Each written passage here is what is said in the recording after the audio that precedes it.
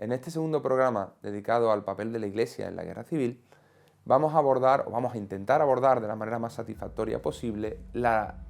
posición de la Santa Sede respecto de la situación creada en España a partir del golpe de Estado de la tarde del 17 de julio de 1936. Si decíamos en el primer programa que el año 36 es un año claramente de quiebra, de cesura en la historia de España, lo es esencialmente por lo ocurrido a partir del golpe de julio, del golpe de Estado de julio de ese año. Nadie pensó la guerra civil. La guerra civil no fue el resultado de un plan, ni ninguno de sus contendientes había previsto un desarrollo ni siquiera remotamente parecido al resultado final, ¿no? El propósito inicial era un golpe de Estado, un pronunciamiento, si se quiere utilizar la terminología con la que nos referimos a ellos para el siglo XIX, que cambiase, que reorientase la evolución política que había venido siguiendo la Segunda República. El gran problema o la gran cuestión es que ese golpe de Estado ni triunfa ni fracasa, sino que lo hace parcialmente. Triunfa parcialmente, fracasa parcialmente en el territorio. Y a partir de ahí, la postura política o la unión de distintos generales con distintos propósitos, con distintos acentos, para corregir la evolución política de la República, va a convertirse en una guerra civil, en un enfrentamiento entre españoles. En el lado republicano, en el lado legal, va a ser clave, o al menos a mí me lo parece, la decisión del Ministerio Giral, del gobierno de José Giral, de repartir armas a la población civil, a las milicias vinculadas ideológicamente a los partidos afines al Frente Popular. Esta situación provocará una desaparición práctica del Estado, porque el Estado deja de tener, en términos jurídicos, el monopolio del uso legítimo de la violencia. Y la violencia, en esa zona que era la legal, la formalmente constitucional, pasa a estar ejercida por personas privadas que actúan con plena impunidad en el desarrollo de un proyecto revolucionario o de defensa de la República lo suficientemente amplio como para dar origen a situaciones tan terribles como dramáticas y variopintas. En realidad hay puntos de continuidad entre esta situación y la anterior. Si en el primer programa abordábamos ese deterioro, esa actividad de las milicias ideologizadas políticamente y que habían apoyado a los partidos del Frente Popular, es cierto que esa persecución religiosa, entre comillas, a la que alude Sericano, el encargado de negocios de la Santa Sede en España, se había dado dándose la mano, o sea, siendo ejecutada por privados, por personas privadas, por ciudadanos afines a los grupos de izquierda, con apoyo de algunas autoridades locales y de algunos políticos de nivel muy bajo, afines o miembros de los grupos de izquierda. Esa situación es la que se va a acentuar muchísimo a partir del golpe de Estado. El golpe de Estado provoca de forma inmediata una persecución religiosa, una verdadera masacre de sacerdotes, de católicos, de fieles laicos, de religiosas, de la que es muy difícil encontrar precedentes ni comparativa por su virulencia, por su rapidez en buena parte de la historia de la Iglesia, ¿no? Un fenómeno de verdadera amplitud, de verdadera profundidad y una manifestación de un odio que llegaba a ser casi diabólico. Y el término diabólico lo pone precisamente o es resultado de diarios de un anarquista, ¿no? Hay los propios anarquistas, cuando hay recuerdos de algunos diarios de anarquistas que vivieron estas primeras semanas de la Guerra Civil, que relatan muy bien cuál era la sensación de euforia o de furia irracional que les llevaba a la persecución casi animal de todo lo que fuera religioso y a la destrucción sistemática de todo el patrimonio religioso. A veces irracionalmente, porque se destruían edificios que hubieran sido, incluso desde una óptica de izquierda, útiles para otros fines, ¿no? Entonces ese clima de éxtasis violento es definido muy bien incluso por las fuentes comprometidas con la izquierda, ¿no? El anarquismo y buena parte de las ideologías revolucionarias consideran que la destrucción del orden establecido y de todos los símbolos del orden establecido es el primer paso de la revolución. No queda nunca muy definido cuál es el segundo, pero sí queda muy claro cuál es el primero, la destrucción, como si el hecho mismo de destruir fuera el germen de un mundo nuevo. Ese fue el ambiente en el que se produce la gran persecución religiosa en España, aquella que la obra clásica de Antonio Montero cifra en casi 7.000 religiosos y sacerdotes sacrificados, no todos, pero especialmente en los primeros meses de la Guerra Civil, en ese momento de desaparición del Estado y de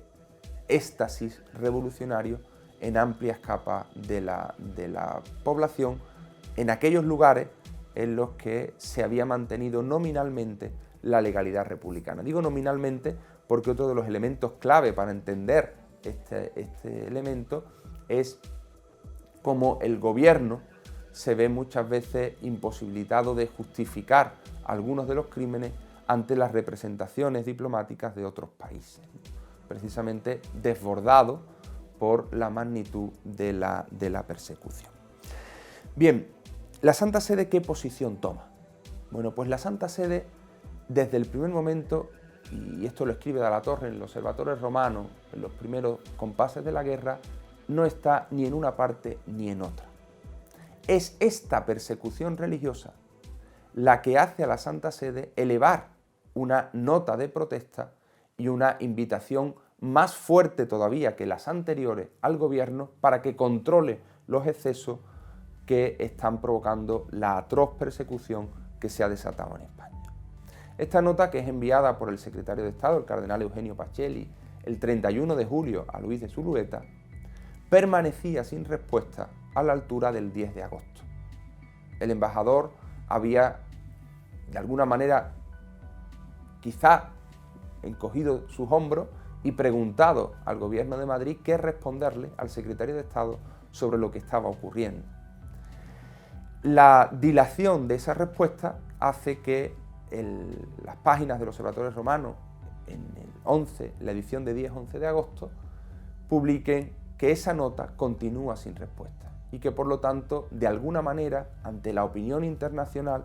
el gobierno legal de España es cómplice de la persecución religiosa desatada en la zona que, al menos formalmente, permanecía bajo su control, aunque en la práctica el control lo tuvieran las milicias armadas que participaban de ese proceso revolucionario en mayor o menor medida. Es preciso, con todo, matizar que esta furia dependió en buena medida de lo que ocurriera en cada punto concreto. Es decir, hubo lugares en los que la persecución fue más virulenta que en otros, pero en términos generales debemos hablar de una gran persecución religiosa con difíciles precedentes. La Santa Sede, después de esta manifestación, comienza a estudiar cuál es la fórmula más adecuada para manifestar su opinión, sentar su posición sobre la guerra civil de una forma adecuada. La primera de las posiciones que plantea, o de las opciones que plantea, es una carta pública del Santo Padre al secretario de Estado sobre la cuestión. Y se explora esta posibilidad que sirviera para dar a conocer cuál era el magisterio del Papa sobre lo que estaba sucediendo en España. Insisto, una persecución desatada en la desaparición del Estado a consecuencia de un golpe fallido de Estado, ¿vale? Una situación particularmente compleja en términos más o menos objetivos. Esa posibilidad es progresivamente descartada, sobre todo por la llegada cada vez más fuerte, más masiva, de sacerdotes, de algunos obispos y de fieles, sobre todo de la zona este de España, que huyen de la persecución desatada en el territorio que permanecía legal. Los relatos que cuentan quienes huyen, quienes llegan a Roma huyendo, los relatos que se comienzan a recibir en las casas generalicias de las órdenes religiosas, crean tal sensación en la Santa Sede que se opta por una alocución pública del Santo Padre el 14 de septiembre, día de la exaltación de la Santa Cruz, dirigida a todos esos huidos de la guerra que se han refugiado en Roma.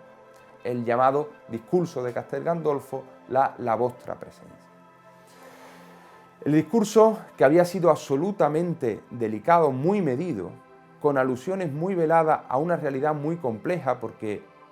no debemos perder de vista que Pío XI era el papa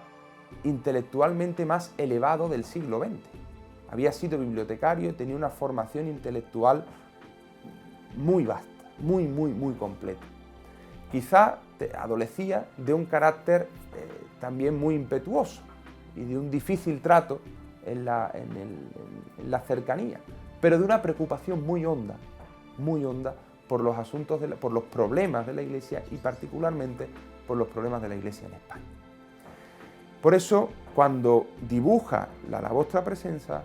tiene muy claro que va a hacer alusiones a realidades muy complejas. Una de ellas, y esto lo sabemos por un telegrama enviado a la nunciatura, a Silvio Sericano, que permanecía aislado en la nunciatura de Madrid, va a referirse incluso a Alemania, a la situación en Alemania.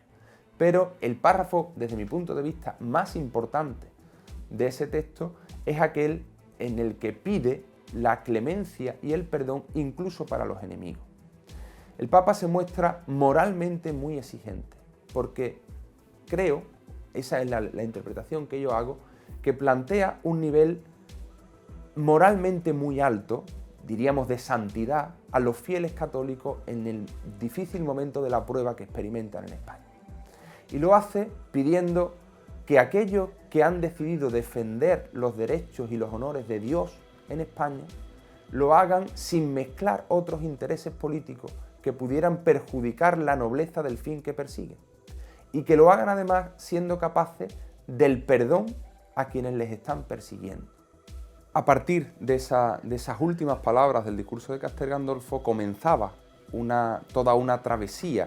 de relaciones entre la Santa Sede y España, con los dos lados de España, que atravesaría primero el interés en la zona legal, en la zona que permanecía leal a la República, por cuidar y atender a los católicos que permanecían en esa zona,